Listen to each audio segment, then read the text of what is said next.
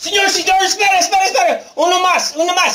See? Pero I want to be a bullfighter. This is not where we practice bullfighting. Wait. I got my apron. I meant my cape. Wait. See, I've been practicing. Hooray! Oh! See, I can do it, senor. I can do it. What? April isn't bullfighting season? See then. Everybody wanna know why I'm walking around with a big smile on my face. Hey, I'm happy in this show. Hey, I'm back and I'm part of the human race. 'Cause you know I've been down so long. Never thought I'd ever feel this way again. And everything was going wrong. Till you found me and you made me believe again.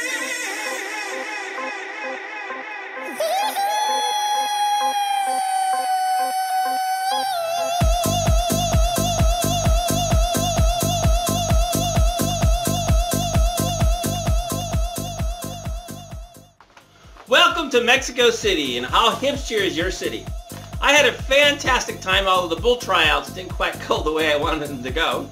But I had a great time in Mexico City. I spent 11 days, arrived on a Sunday evening and early Monday morning, and I got into my hostel. My hostel was called the Downtown Hostel in Mexico City. It's called the Downtown Hotel / Beds. It was a hostel as well as a hotel mixed in the sky roof in the middle of the very historic city of Mexico City. And you know, it was right by everything, by the Monumento de la Revolución and Paseo de la Reforma. It was right next to Zona Rosa. And it also was near many places in which I toured, and I actually had a really good time. For example, in Coyoacan, we rode free bikes for 3 hours. I met up with some of my friends that I actually didn't meet till I was in the hostel. And one was from Colombia, and he spoke fluent Spanish. Another one was from Britain, and he didn't speak any Spanish. And so it was a great tour to be able to go 3 to 4 days to all the different cities and actually really check out to see how hipster the city was. For the nightlife on Saturday and Sunday and Friday and Monday, I ended up meeting up with another friend, and we ended up, who spoke Spanish and was from Mexico City. We went to all the clubs. We saw some very interesting clubs, and many things I'll show you in my, I think I'm going to do a 3-minute song presentation of all the places we went. To the monuments, to the museums, to the, what I like to call the Bella Artes, the art of lovers. Well, not the art of lovers, but it was the park of lovers. It was a great place. I took a little stroll there, walked about 300 feet, and I saw benches full of people holding hands, walking, gay, straight, lesbian, couples, old, young, enjoying themselves and showing the city of how much love they have. My experience in Mexico City was pretty fascinating.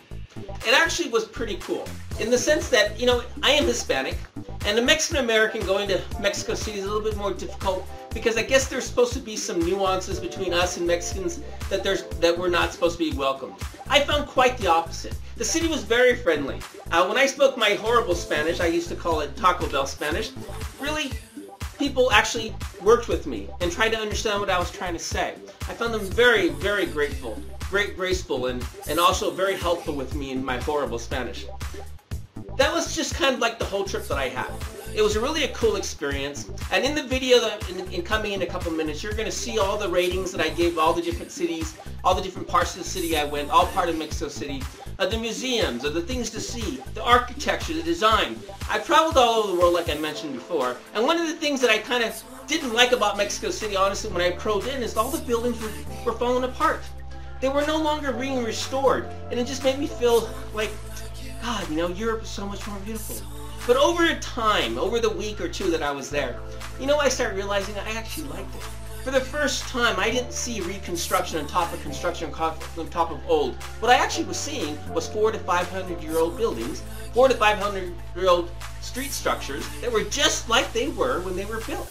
So you know what? That was pretty dang cool. When I walked into the churches, I saw the same thing. I walked in and saw so many things that were so cool. I have to admit, I really fell in love with Mexico City.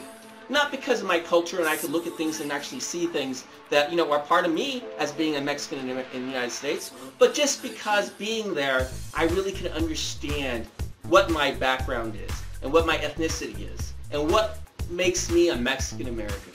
Well, viva la raza, viva la Mexico, and let's show you this short video of all the things I did in the 11 days I was there. So let's go on.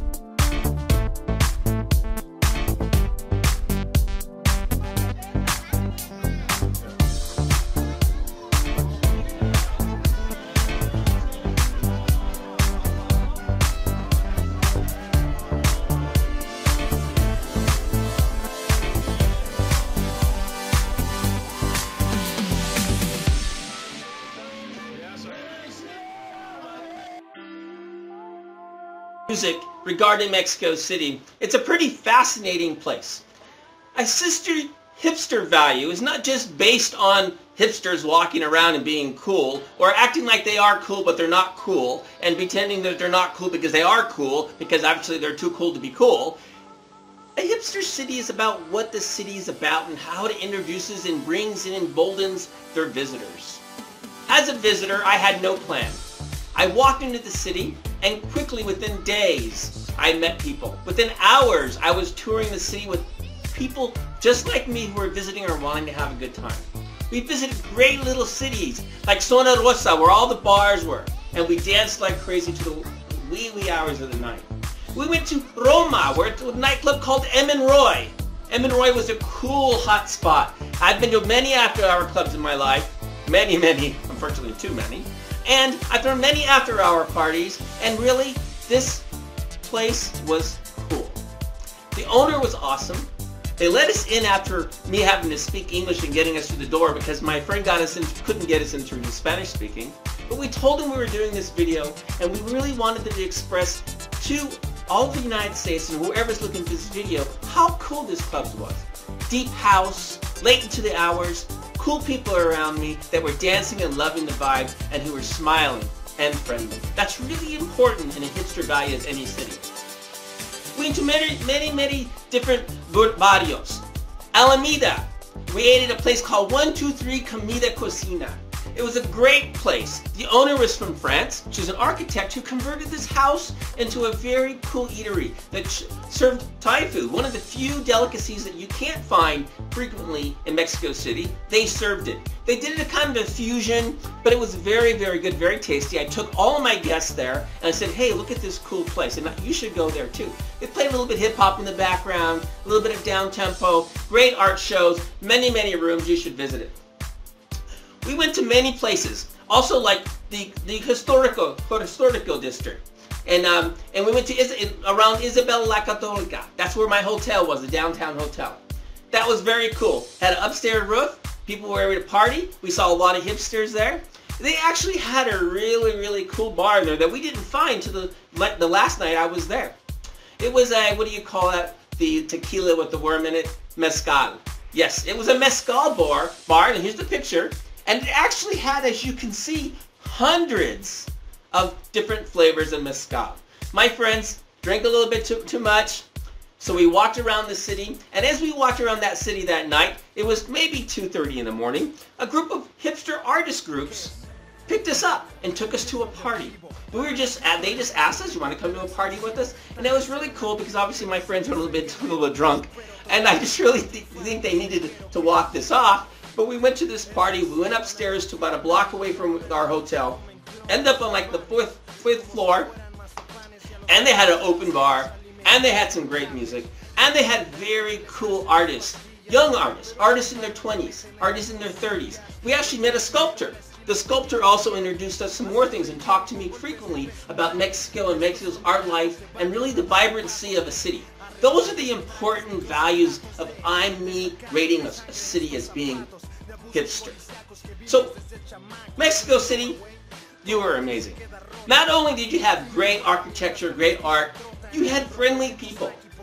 I was able to walk into a city as a stranger, feel comfortable, get my arms around the city, and have an awesome time. I walked through parks and saw people, families, enjoying and loving each other. I walked through clubs and I was able to dance and not feel scared or feel worried. One of the things that many people told me when I was going to Mexico City is be careful, Mike, be careful. So as you travel to foreign countries, as I have, you got to be conscious of where you're going. You got to listen to the travel reports. You got to listen to the stories. You got to look at the areas and figure out where not to go and where to go. Once you do that, though, Mexico City is any wonderful city that you could ever want to go to. So, as you saw in the video, many places I went to were 5 piñas. But I'm going to give Mexico City a 4.75. The reason why is I want travelers to be aware that Mexico City is a vibrant 22.3 million people. And because of that, you need to be careful. You need to listen to the rules. You need to pick up taxi cabs that are given by your hotel. You got to make sure, don't wave a taxi cab drive. You're not in Europe. You're not in other parts of the world where you don't have problems. There are problems here. But Mexico City is an amazing place. You got to visit it. Give it what it's worth. Have fun, dance, meet people, socialize, and more importantly, eat those tacos. They're very, very good. Mexico City, thank you very much for the trip. 4.75, and now I gotta figure out where I'm gonna go to next. Have any ideas? Well, tell me right here. Tell me where you think I should go next. Thank you. See you later. Arriba!